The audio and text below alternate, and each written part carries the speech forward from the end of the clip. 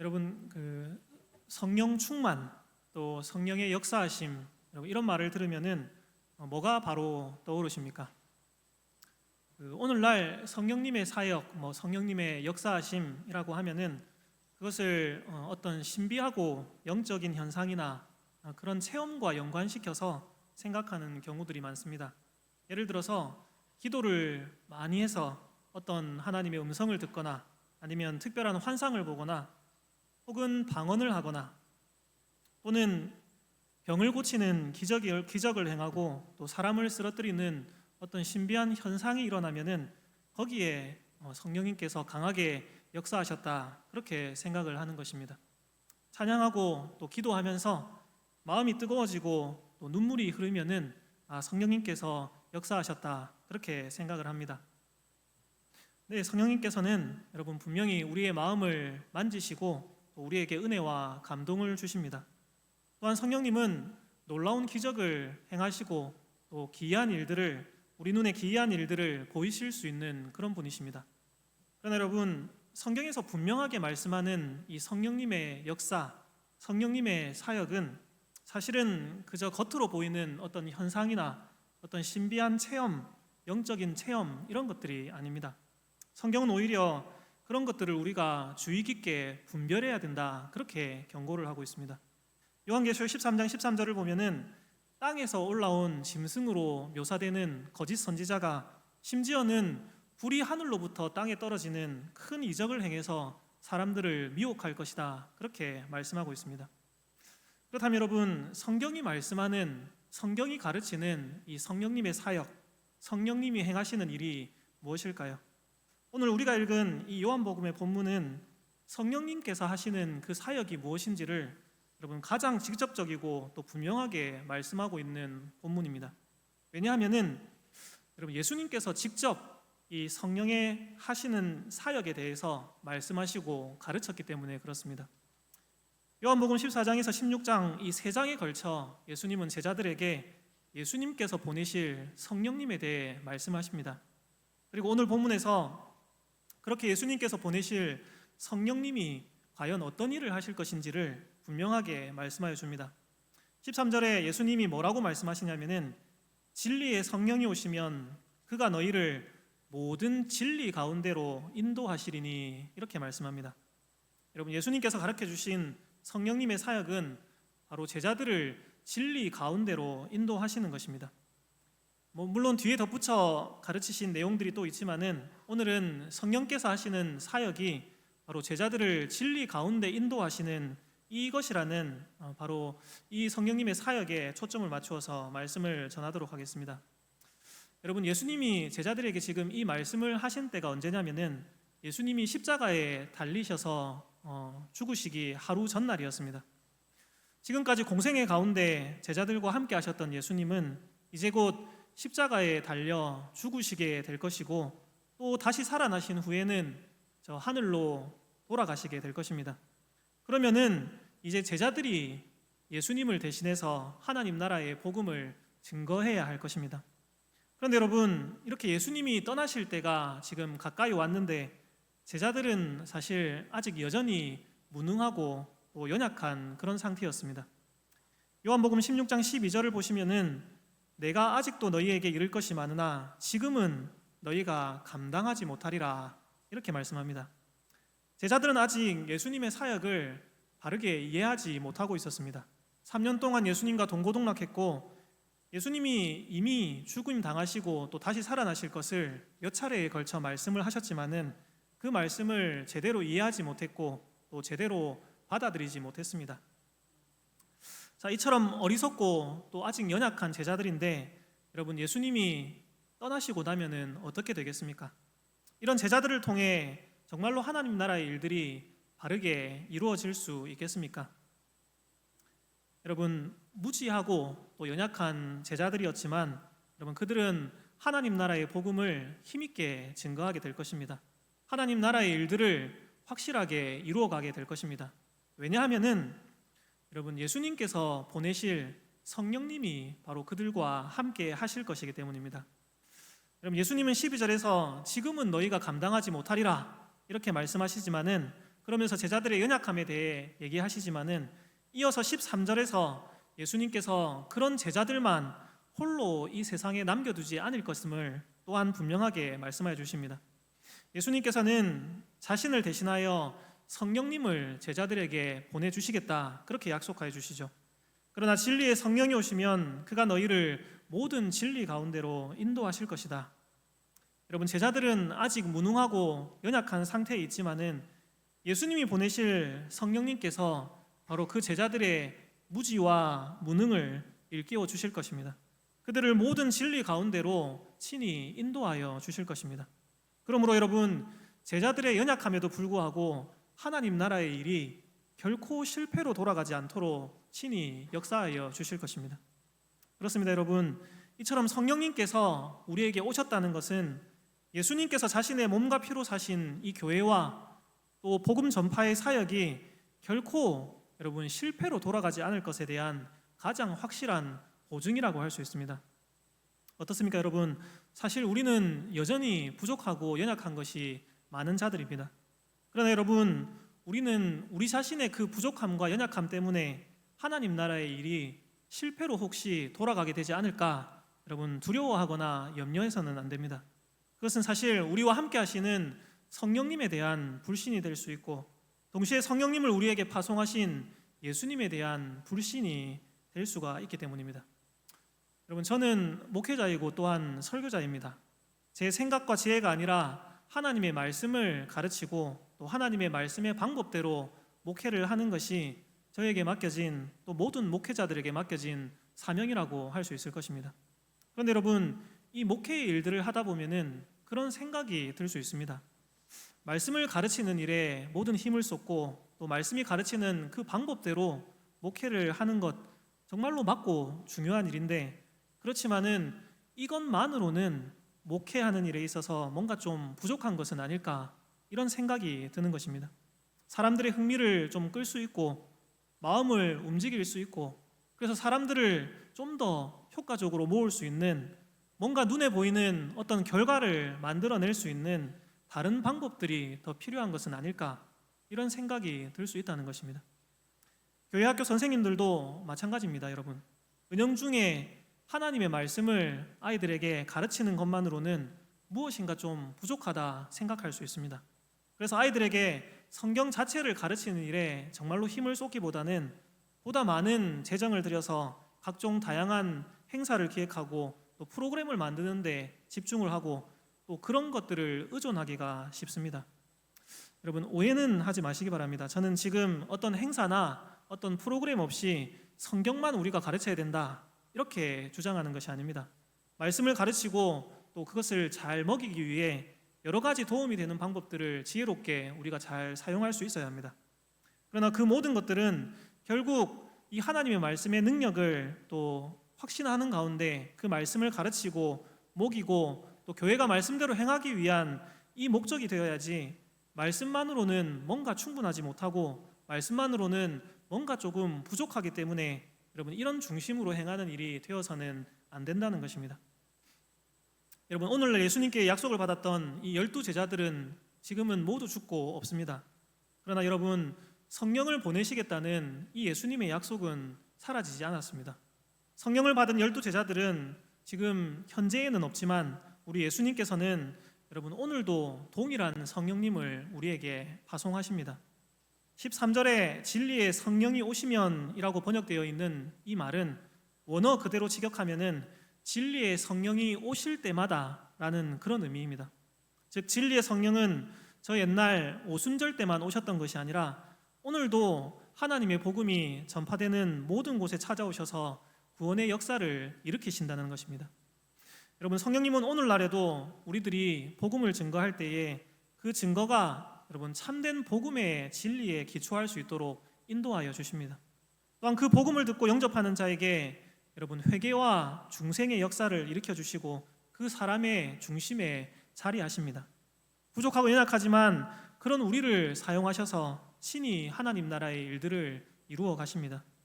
우리가 성령을 믿습니다, 사도신경을 통해서 이렇게 고백할 때에 그것은 예수님께서 보내신 이 성령님을 통해 어떠한 상황 또 어떠한 형편에서든지 하나님 나라의 복음은 결코 실패하지 않는다라는 여러분 이 위대한 약속에 대한 믿음을 우리가 고백하는 것임을 여러분 기억하시기를 바랍니다. 여러분, 예수님께서는 자신의 몸과 피로 사신 이 교회를 여러분 이 세상 가운데 홀로 남겨두지 않으셨습니다. 그리고 하나님 나라에 여러분 성공과 실패를 우리의 어떤 연약함 속에 그냥 방치해 두지도 않으셨습니다. 예수님은 그분 자신 대신에 여러분 성령님을 우리에게 보내어 주셨습니다. 그 성령님을 통해 예수님은 지금도 우리와 함께 계십니다. 우리를 진리 가운데로 인도하여 주십니다. 그렇게 비록 우리가 때때로 부족하고 연약해도 또 상황과 형편이 열악해도 여러분 하나님의 나라에 그 모든 일들이 결코 실패하지 않도록 친히 주관하시고 역사하여 주시는 것입니다. 여러분 이 사실을 분명히 믿고 확신할 수 있는 우리 모두가 되기를 바랍니다. 자, 여러분 이처럼 성령님께서 우리와 함께 하시고 우리를 진리 가운데로 인도하여 주심으로 하나님 나라의 일이 결코 실패하지 않도록 친히 역사하고 계심을 우리가 분명히 알고 또 믿는다면은 이제 우리가 또한 해야 될 일들이 있습니다. 그것이 여러분 무엇이겠습니까? 우리는 어떤 상황과 형편에서도 또 때때로 우리 자신의 여러 가지 연약함과 또 부족함에도 불구하고 여러분 결코 낙심하지 말아야 합니다. 낭망하지 말아야 합니다. 끝까지 그분의 약속을 신뢰함으로써 주님의 복음을 위해 헌신해야 합니다. 진리대로 순종하며 살아가기 위한 여러분 믿음의 싸움을 멈추지 않고 계속해서 싸워나가야 합니다. 그리고 여러분 바로 이런 모습이야말로 성령님이 우리와 함께 계시는 증거라고 할 수 있습니다. 여러분 어떤 교회가 또 어떤 성도가 정말로 성령님이 함께 하시는 교회고 또 성령님이 함께 하시는 성도겠습니까? 오늘날 어떤 사람들은 교회에 어떤 특별한 기적적인 은사가 나타나지 않는다 그렇게 말하면서 그 교회는 성령이 계시지 않는다 그렇게 말하기도 합니다. 또 어떤 이들은 우리 교회가 고신교단에 속해 있습니다. 여러분 고신교단은 한국에서 대표적으로 보수적이고 또 조용한 예배를 드리는 그런 성향들을 가지고 있다 그렇게 생각하죠.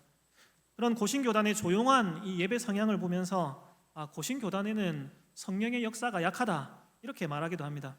반대로 어떤 교회가 어떤 교단이 정말로 열광적으로 기도하고 뜨겁게 찬양하고 그런 예배를 드리면은 저기에는 정말로 성령님이 역사하신다 그렇게 생각하기도 합니다. 어떤 이들은 교회의 눈에 보이는 어떤 제도적인 약점과 또 그 안에 속한 우리 성도들의 인간적인 실수들로 인하여서 이 교회는 성령님의 인도를 받는 그런 교회가 아니다 그렇게 말하기도 합니다. 그리고 또 어떤 사람들은 자신의 열심과 노력에도 불구하고 눈에 띄는 결실이 보이지 않으면은 성령님이 하시는 사역들을 의심하기도 합니다. 그러나 여러분 과연 어떤 교회가 진정으로 성령님을 모시고 또 성령님의 인도를 받는 교회겠습니까? 오늘 본문을 통해 우리가 분명히 알 수 있는 것은 여러분 성령님의 인도를 받는 교회는 진리 가운데 있는 교회라는 것입니다. 비록 인간적인 약점들이 있을 수 있고 제도적인 모순이 있을 수도 있고 여러 가지 부족함과 연약함이 있다 하더라도 여러분 만일 그 교회가 정말로 참된 신앙 고백 위에 기초하여 있고 성경의 참된 진리가 여러분 이 교회의 강단 가운데서 분명하게 선포되고 있다면 여러분 그 교회는 참으로 성령님의 인도를 받는 교회입니다. 여러분 만일 어떤 교회 학교 교사가 진정으로 성령님의 인도하심을 체험하고 싶다면은 여러분 넉넉한 어떤 재정 형편이나 화려한 프로그램 이전에 정말 성경대로 한 영혼을 위해 기도하고 진리를 전하려고 노력해야 할 것입니다. 맡겨주신 영혼을 위해 기도하지 않고 진리를 바르게 전하기 위해서 스스로 성경을 읽고 배우지도 않으면서 갖가지 어떤 개인적이고 인간적인 생각과 방법들로만 아이들을 가르치고 또 아이들을 끌어모으려 한다면은 그것은 사실 성령님의 인도를 받는 모습이 아닐 것입니다. 반대로 만일 어떤 교사가 학생들 정말로 한 영혼에 대한 사랑으로 그들을 위해 계속해서 기도하고 예수님에 대한 바른 진리를 정말로 조금이라도 바르게 전하기 위해서 애를 쓰고 있다면은 비록 그 교사가 조금 말주변은 없을 수도 있고 또 학벌이 좋지 못할 수도 있고 지적으로 그렇게 탁월하지 못하다 하더라도 또 사회적인 어떤 지명도는 없다 하더라도 여러분 그 교사는 분명히 성령님의 인도를 받고 있는 사람입니다.